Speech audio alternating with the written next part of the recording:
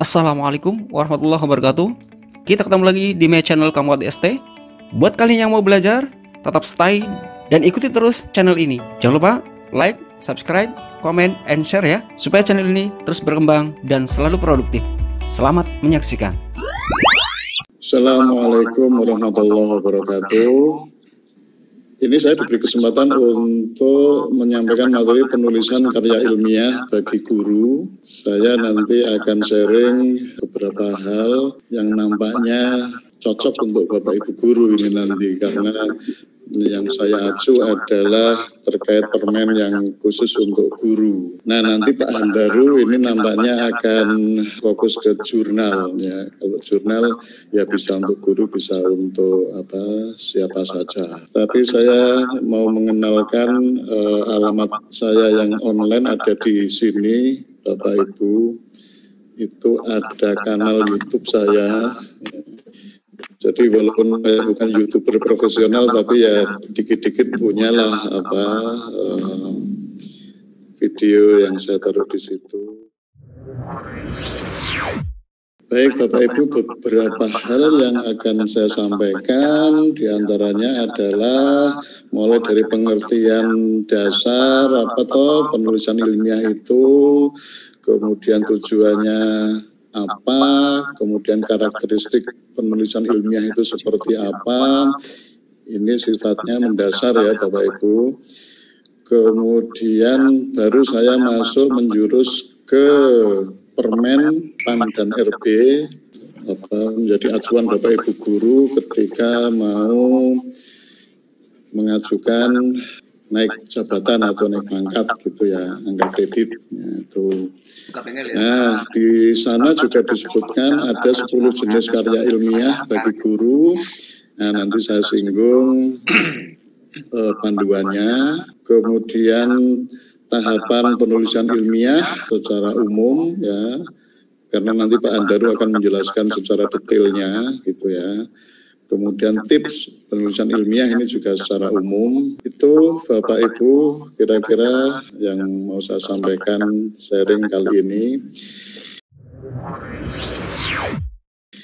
Nah Bapak Ibu, saya mulai dari pengertian dasar ya. Menulis itu apa toh? Ya, menulis adalah menuangkan atau proses menuangkan ide ya yang ada di dalam pikiran kita, pendapat ya, perasaan dalam bentuk bahasa tulis. Nah, itu. Jadi menulis itu dalam bentuk bahasa tulis, sehingga orang lain yang membaca dapat memahami isi tulisan tersebut dengan baik. Ya, saya kira semua dari kita udah paham ini ya, pengertian menulis.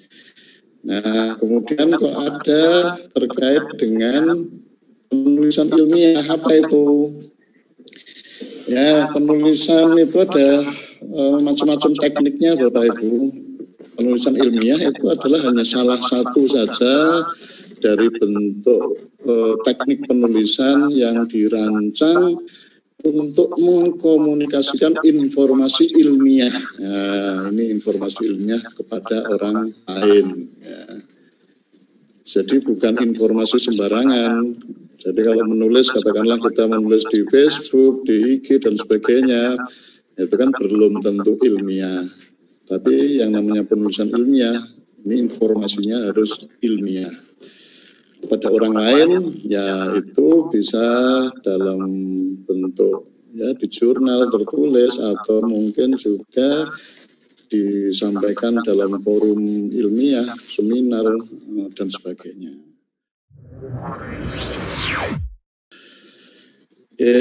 Nah apa tujuannya penulisan ilmiah? Nah yang pertama untuk melatih kita mengungkapkan hasil penelitian kita ya, berbentuk tulisan ilmiah secara sistematis.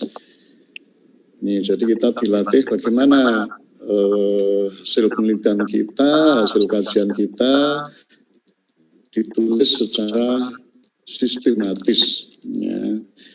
Nah, yang kedua adalah menumbuhkan etos ilmiah. Jadi punya etika dan bisa dipertanggungjawabkan ya secara ilmiah. Jadi tidak sembarangan menulis, tapi memang melalui prosedur tertentu yang bisa dipertanggungjawabkan. Nah, kemudian yang berikutnya tujuannya adalah untuk mentransformasi hasil penelitian kepada kelompok saintis serta masyarakat luas. Ya, jadi kalau hasil penelitian kita itu kalau enggak kita apa-apain itu ya cuma berhenti mungkin di rak atau di meja, tapi dengan tulisan ilmiah ini kita bisa bagi, bisa share ke orang lain ya, ke masyarakat luas. Kalau jurnal itu ke kelompok saintis tertentu. Kemudian yang berikutnya membuktikan potensi dan wawasan ilmiah untuk menyelesaikan masalah. Nah, ini jadi umumnya kita melakukan penelitian itu adalah untuk menyelesaikan masalah.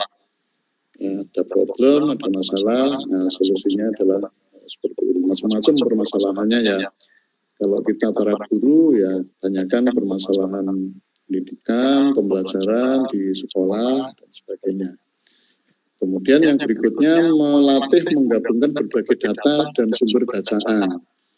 Nah ini jadi yang namanya menulis itu ya collecting information, mengumpulkan informasi dari berbagai sumber itu harus banyak baca buku, harus banyak baca jurnal. Ya. Nah yang terakhir menghasilkan karya ilmiah sebagai acuan atau penelitian pendahuluan bagi penelitian selanjutnya itu bisa dipakai untuk referensi orang lain. Ya. Makanya kalau kita publikasi di jurnal itu biasanya kalau baik penelitian kita itu diacu ya oleh orang lain, disitasi oleh orang lain. Ya. Oke, beberapa hal terkait dengan karakteristik penulisan ilmiah ini diantaranya adalah bahwa tulisan ilmiah itu isinya menyajikan pengetahuan atau gagasan untuk pemecahan masalah. Nulis ngalor ngidul, ya, hoax dan sebagainya, dan pengetahuannya didasarkan atas fakta. Ya, ada bukti empirik, ya, hasil penelitian di lapangan, mungkin dari survei, ya, dari eksperimen atau dari pengamatan dan sebagainya. Kemudian mengandung kebenaran objektif ya, yang bisa dipertanggungjawabkan. Ya. Ya, kemudian dalam tulisan ilmiah itu harus menggunakan bahasa yang baku. Apakah mau bahasa Indonesia atau bahasa Inggris atau bahasa apapun, tapi bahasa yang baku sesuai dengan aturan tata bahasa yang baik. Ya. Dan disajikan dengan sistematika penulisan yang benar. Jadi ada sistematikanya. Nanti akan kita di belakang. Ya. Nanti Pak Andaru juga akan menunjukkan sistematikanya itu seperti apa. Jadi enggak asal-asalan semau kita gitu ya. Tapi harus mengikuti sistematika. Apalagi kalau ke jurnal yang sudah ketat itu, ya itu harus diikuti betul cara penyajiannya. Nah, Bapak Ibu Guru, beberapa jenis penulisan ilmiah, karya tulis ilmiah ini secara umum ya, ini ada 3 ini saya golongkan untuk karya tulis ilmiah dalam pendidikan. Ada pendidikan, untuk pendidikan, dan untuk panduan. Ya, kalau untuk pendidikan itu seperti kalau kita S1, S2, S3 itu ya bikin paper, skripsi, tesis, disertasi. Kemudian masih di dalam pendidikan ini ada juga yang sifatnya adalah sebagai panduan. Nah, ini misalnya kita bikin diktat, bikin modul, bikin handout, dan seterusnya. Kemudian KTI untuk penelitian, ya, ada macam-macam di situ, ada makalah, jurnal, laporan, dan yang ketiga saya golongkan di situ KTI keterampilan, termasuk di dalamnya adalah artikel, sama mungkin tulisan untuk review, resensi, dan sebagainya. Nah, kita masuk ke permen yang menjadi acuan ya Bapak Ibu guru, yaitu permen peraturan menteri dari Menteri PAN dan RB. Ya. Nah, nomornya nomor 16, kemudian tahun 2009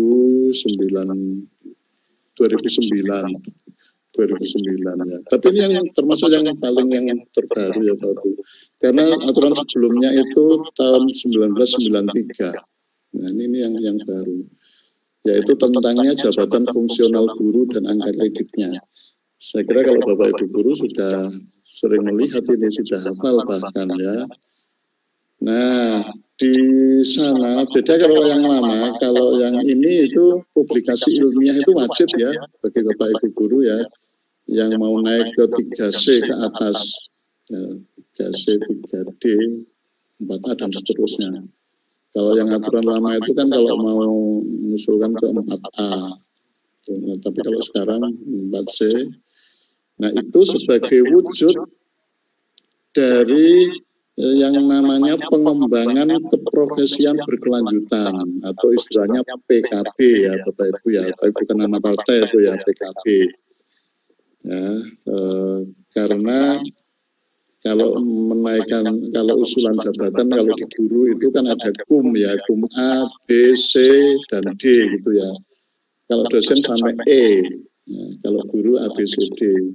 Nah ini yang C Bapak Ibu, kalau A itu pendidikan ya Bapak Ibu, yang B itu pengajaran ya.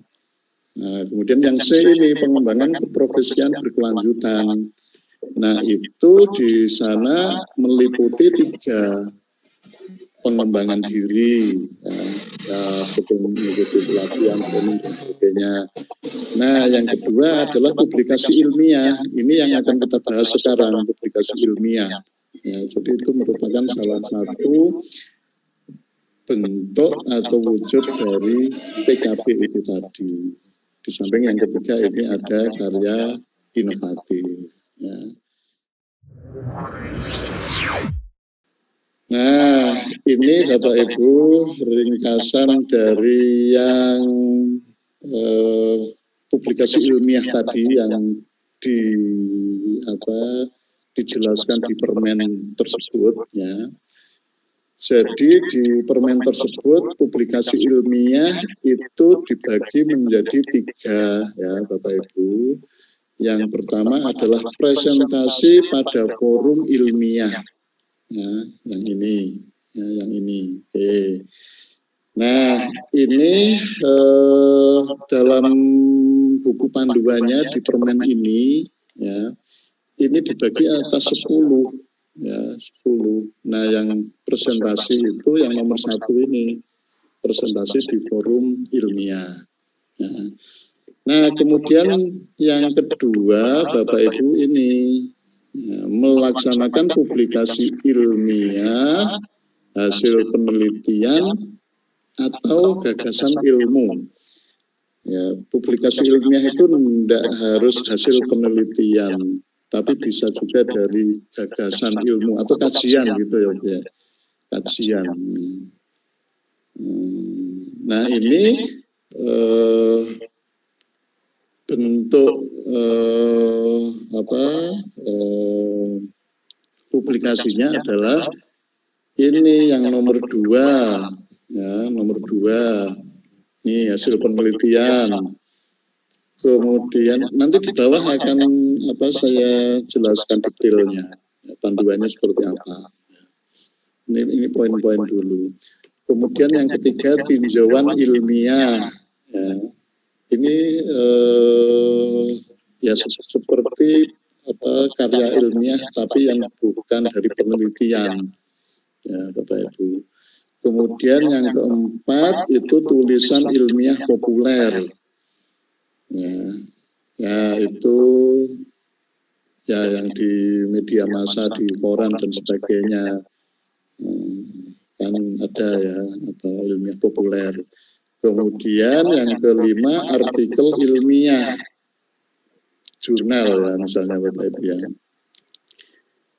Nah ini yang nomor 2 ini nanti bentuknya adalah ini nomor 2, 3, 4, dan 5 ini ya.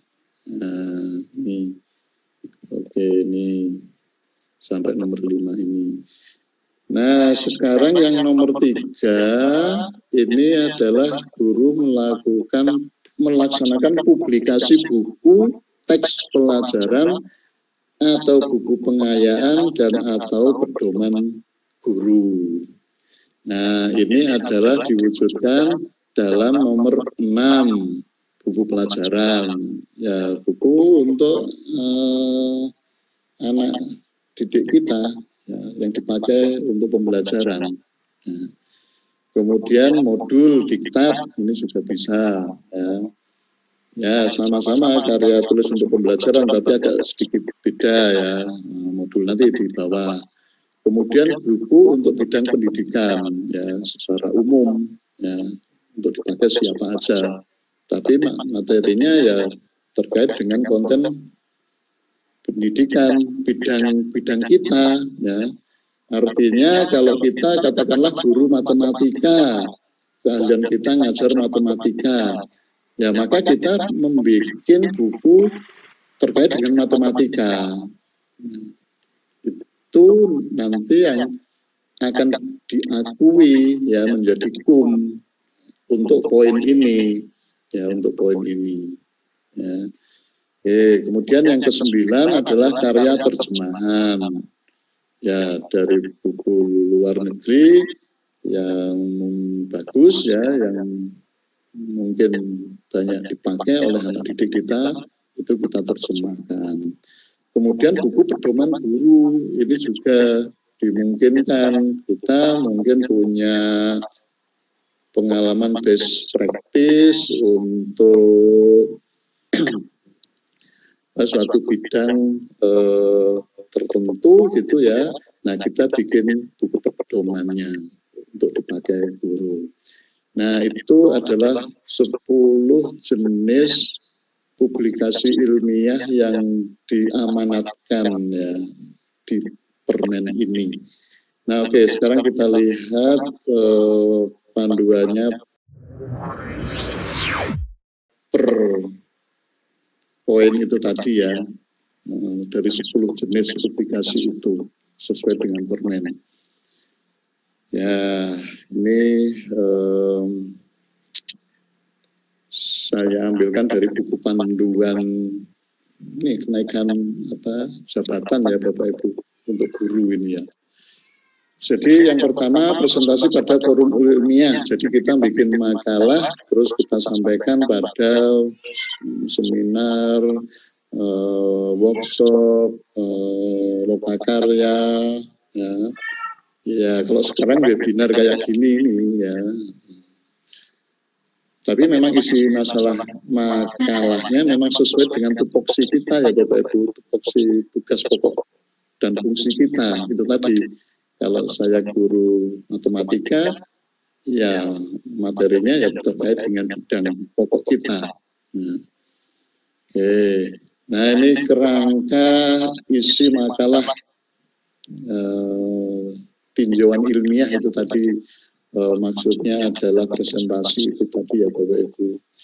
Bagian awal, bagian isi, bagian akhir. Nah ya 3 itu sudah pasti, urutan logisnya adalah itu. Bagian awal itu ya, betul tentu saja. Kemudian bagian isi ya ini yang pokok adalah di bagian isi ini. Ya abstrak, kemudian paparan materinya, ya penutup. kalau misalnya di dalam poin paparan ini akan dibuat sub-sub lagi, yaitu boleh, tergantung dari keluasan materi yang akan kita buat. Jadi bisa, karena memang biasanya yang nomor 2 itu kan yang intinya, yang banyak, itu bisa dibikin sub-sub gitu. Yang terakhir daftar pustaka tentu saja ya Bapak Ibu. Nah yang kedua laporan hasil penelitian. Ya, ini Bapak Ibu biasanya melakukan penelitian ya.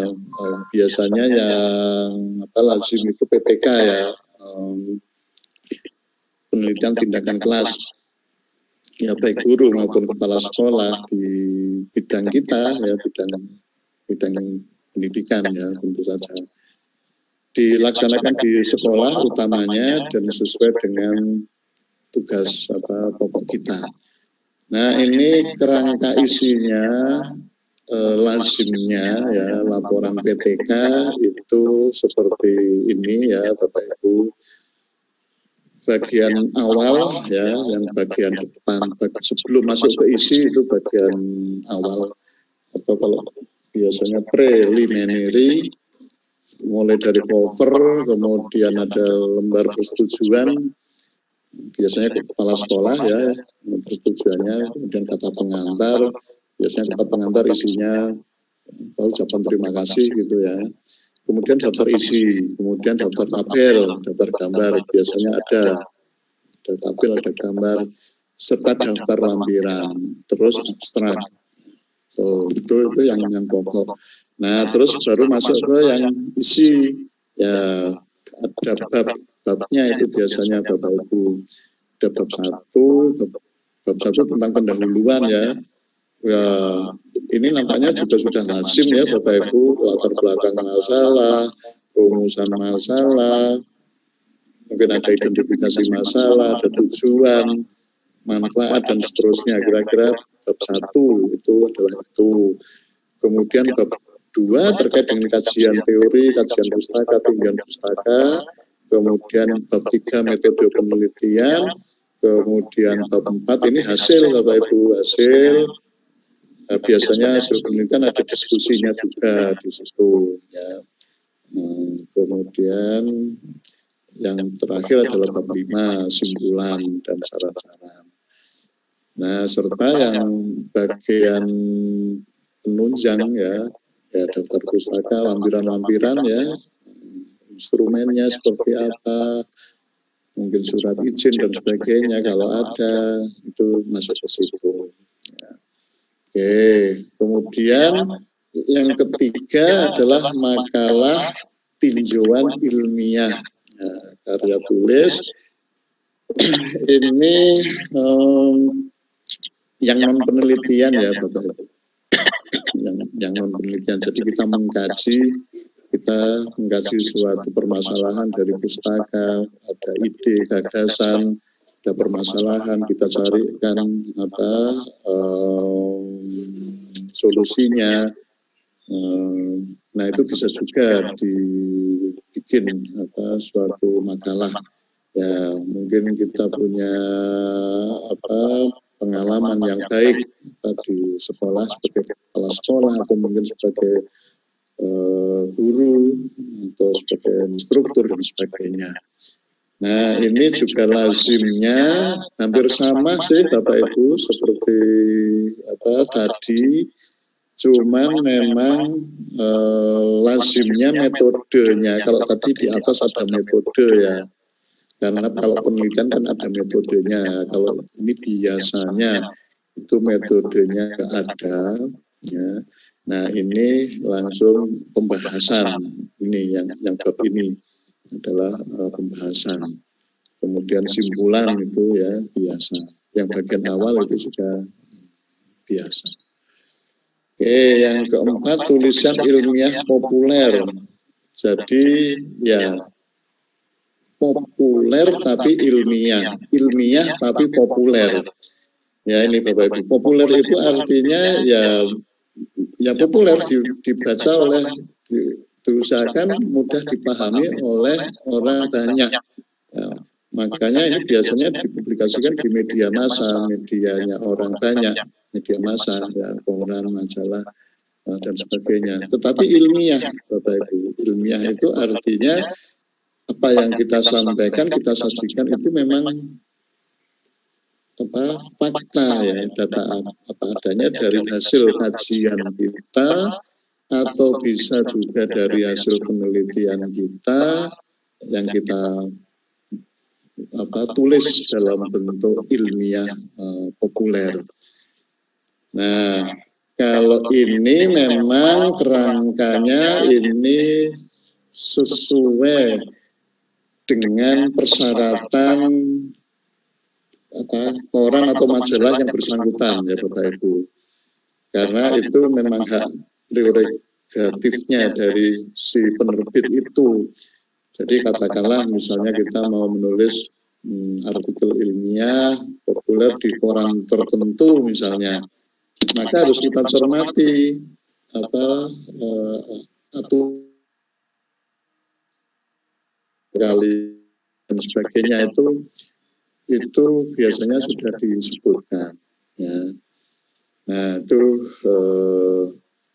harus diperhatikan. Oh ya Bapak Ibu, ini tadi saya tidak sampai menunjukkan angka-angka kumnya, ya, terlalu teknis itu, ya, karena ada di panduan.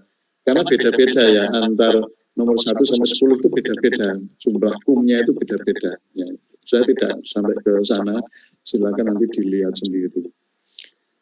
Nah, artikel ilmiah ini yang di jurnal, ya Bapak Ibu. Ya, nanti berikutnya Pak Handaru akan lebih detail terkait dengan artikel yang ilmiah yang untuk di jurnal, ya, jurnal ilmiah. Ya, kalau ini istilahnya bukan populer, ya Bapak Ibu, ya, karena memang jurnal itu punya segmen pembaca tertentu, ya. Beda dengan koran. Kalau koran itu memang untuk umum, jadi sifatnya adalah populer itu tadi, ilmiah tapi populer. Tapi kalau ini yang untuk jurnal, ini ya ilmiah gitu aja, ya, nggak ada kata populernya. Karena memang jurnal itu biasanya memang untuk komunitas saintis, ilmuwan, kelompok atau bidang ilmu tertentu. Ya, mungkin yang bidang informatika atau bidang matematika, sains, pendidikan umumnya atau apalagi dan sebagainya itu sudah spesifik. Jadi betul-betul ini harus kita ikuti, ya, gaya selingkung, ya, gaya selingkung. Ini memang kalau dari pengalaman saya sendiri, ya, itu memang termasuk membuat karya ilmiah yang paling berat, ya, kalau di jurnal. Apalagi jurnal itu Bapak Ibu ada level-levelnya, ya Bapak Ibu, ada yang level lokal, nasional pun ada levelnya. Kalau di perguruan tinggi itu ada SIMTA 1, 2, 3. Kalau internasional apalagi ada macam-macam level-levelnya. Nah, semakin tinggi levelnya itu semakin sulit untuk masuk ke sana. Tapi memang Bapak Ibu,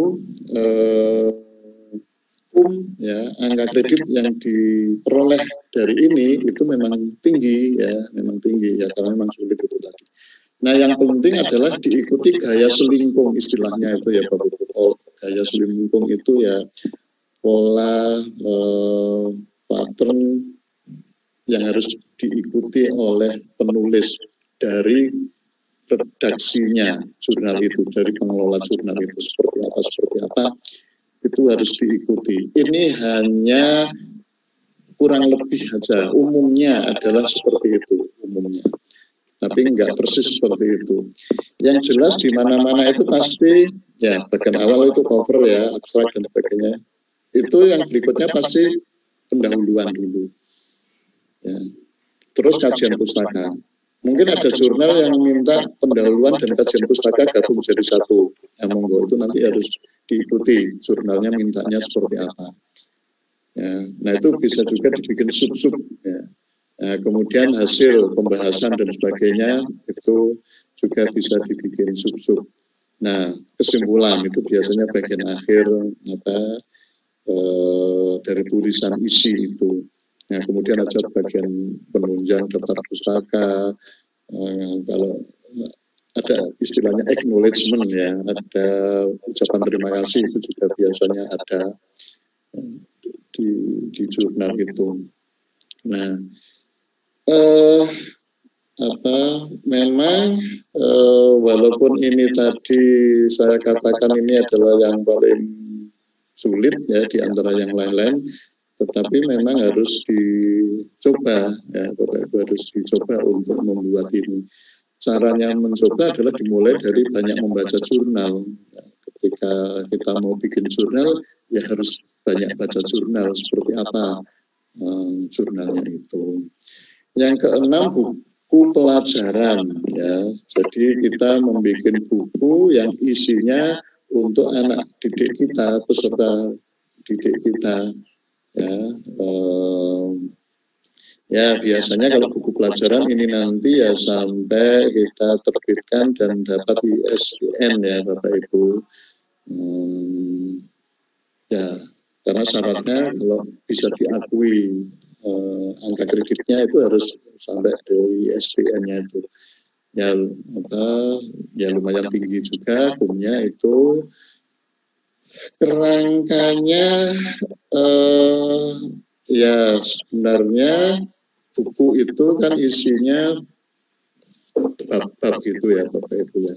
Tapi sebelum masuk ke bab 1, bab 2 itu biasanya ada bagian awal gitu ya. Bagian awal ya cover, kemudian kata pengantar, daftar isi, hampir sama sih seperti itu. Kemudian bagian isi ya baru masuk ke bab-bab. Bab 1 misalnya judul babnya apa, kemudian overview biasanya ada dari bab itu menjelaskan apa. Nah kemudian baru masuk ke materi-materi itu fleksibel ya Bapak Ibu, mengalir aja tergantung dari keluasan dari bab itu. Nah biasanya kalau kita mau membuat buku pelajaran ya kita tentukan dulu kita mau membahas buku ini, kemudian dari buku bahasan itu kita bagi-bagi, nanti bab 1 tentang ini, bab 2 ini, 3 ini dan seterusnya. Nah, baru kita bikin kerangkanya dulu ya, supaya kita ketika menulis bab 1 itu udah tahu nanti di bab 2, bab 3 akan ada ini. Itu juga ketika kita bikin kerangka itu untuk memastikan bahwa semua terkait dengan materi di buku itu udah terwadai ya, dalam bab-bab yang akan kita buat. Nah, modul diktat ini biasanya dipakai secara terbatas ya. Ini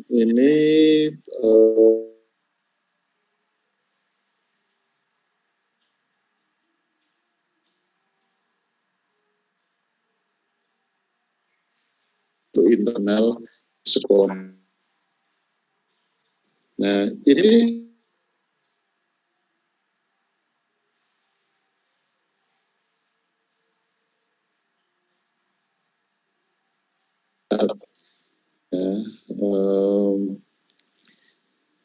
modul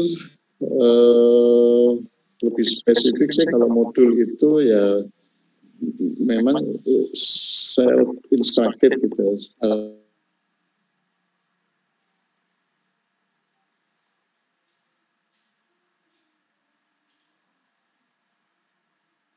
Untuk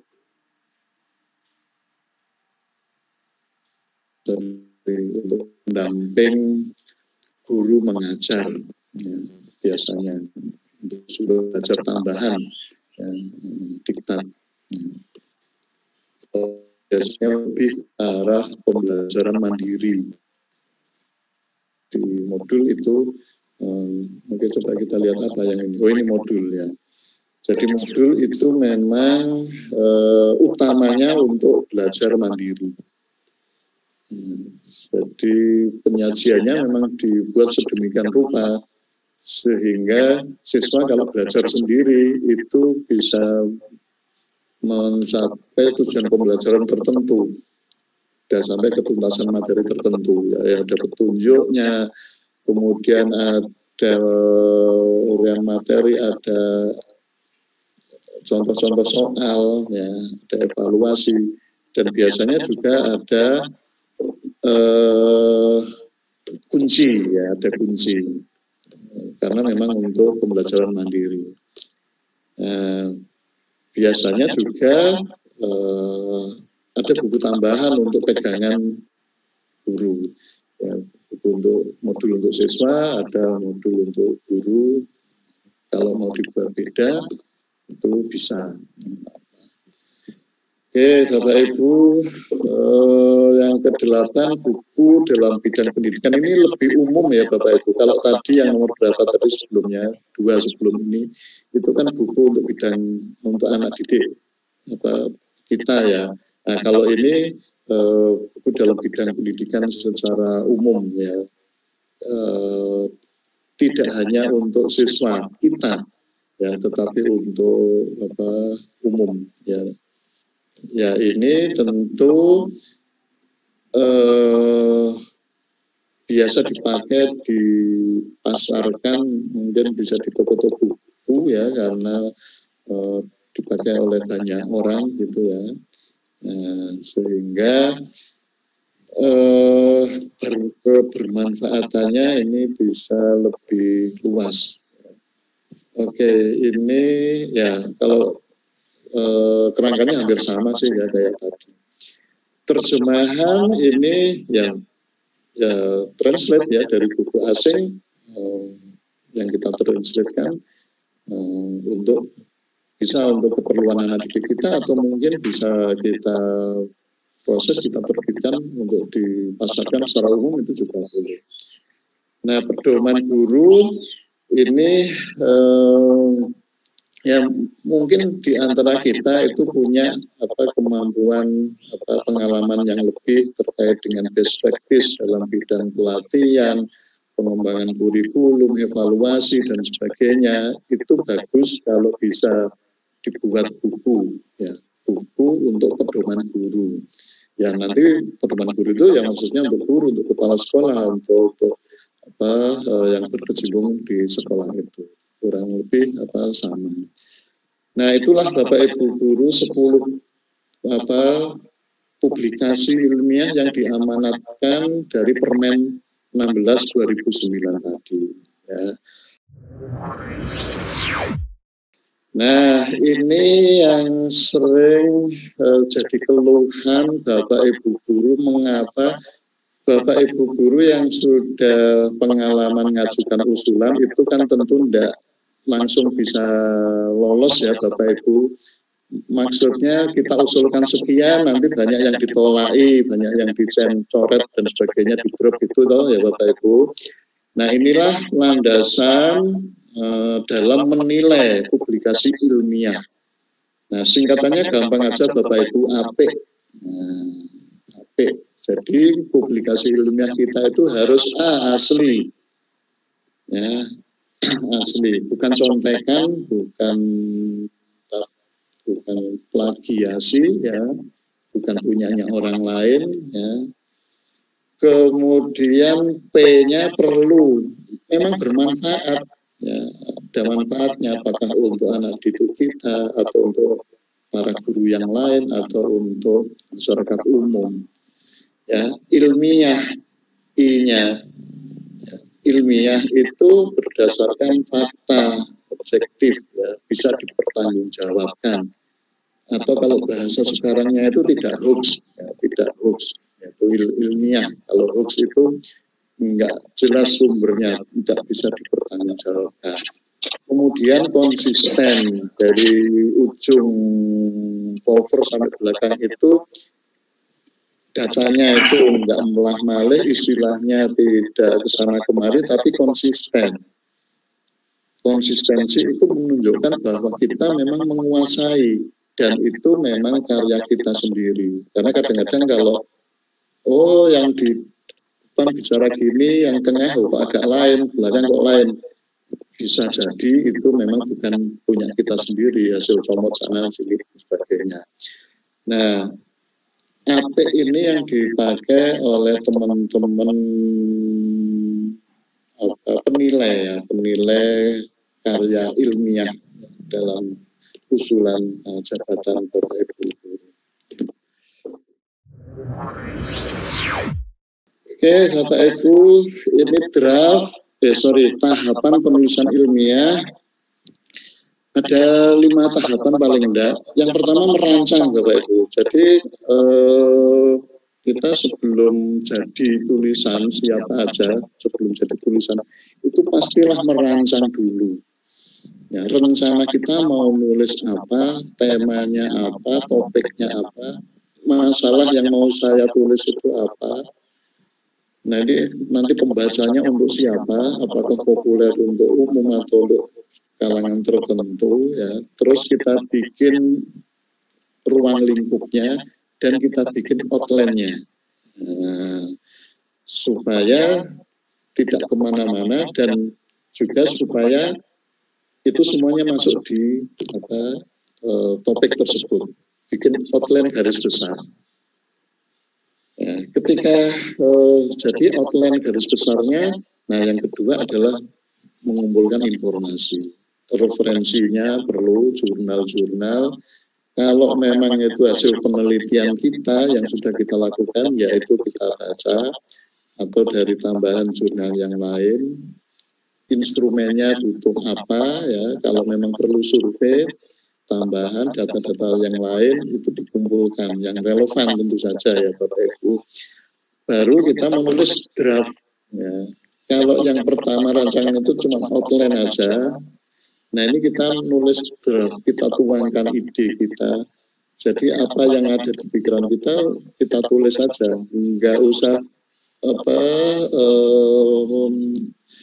keren dulu nggak apa-apa, yang penting setiap punya ide tulis ya. Jadi itu lebih detail dari outline yang tadi. Nah, setelah jadi bentuk itu ya, bentuk satu tulisan, baru kita edit.